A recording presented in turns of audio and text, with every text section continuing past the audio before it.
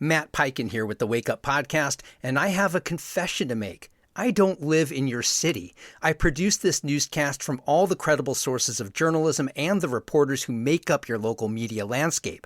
I try to get the names of people and places right, but once in a while, I'll mispronounce something. So I want you to set me straight so I don't repeat the mistake. If you hear anything amiss or just want to send feedback on the show, email me at editor@wakeupthenews.org. All right, on with the news.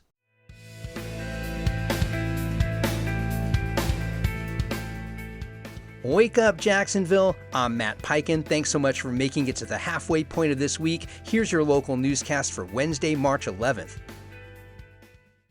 City leaders are weighing the future of the downtown Skyway with about $100 million in federal transit funding on the line. Federal rules generally require systems built with federal dollars to stay in transportation use. If the Skyway is dismantled or falls out of service, the city could have to repay millions. The Jacksonville Transportation Authority says it's working with federal officials to see whether that federal interest could shift to another project, including autonomous vehicle lanes or a trail. Discussions are ongoing as public input continues. Read more about this in the Jacksonville Business Journal.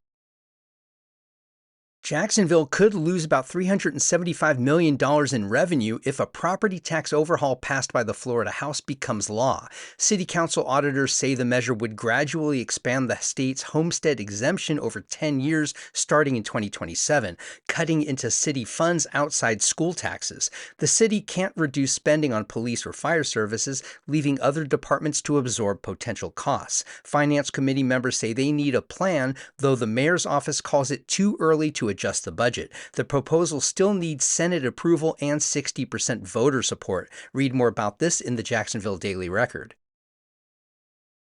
A Jacksonville widow and her 11-year-old daughter are taking their message to Capitol Hill. Anita Sullivan and Sophia traveled to Washington to support a bipartisan bill called the Love Lives On Act. Sullivan's husband, Navy Petty Officer 3rd Class Michael Sullivan, died in 2019 in what she described as a service-connected suicide. She says under current law, surviving spouses who remarry before age 55 can lose benefits, including education assistance, health insurance coverage, and housing support. Sullivan says families shouldn't have to choose between remarriage and financial security. Read more about this at News 4 Jacksonville.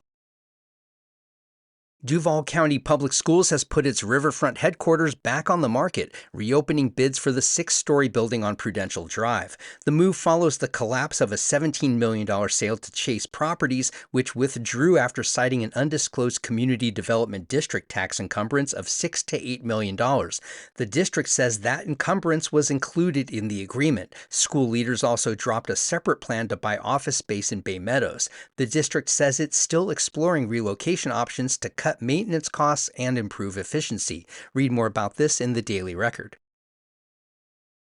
And one of Jacksonville's oldest school buildings is getting a new purpose. The Duval County School Board unanimously voted to sell the century-old Annie R. Morgan Elementary to the nonprofit My Village Project for $1.25 million. The school closed last year as the district works to close a $100 million budget gap. My Village plans to restore the Woodstock landmark as a tech incubator, offering coding, robotics, and artificial intelligence training for students, entrepreneurs, and small business owners. Supporters say it keeps the historic building standing while creating new opportunities for the neighborhood. Read more about this at Jacksonville Today. Our free newsletter is a quick local news digest, essentially this newscast in written form. Subscribe at wakeupjacks.transistor.fm. You can also find us on Facebook and Instagram at wakeupjacksfl. And please share this podcast with your friends who care about this city. I'm Matt Peiken. Thanks so much for starting your weekdays with Wake Up Jacksonville.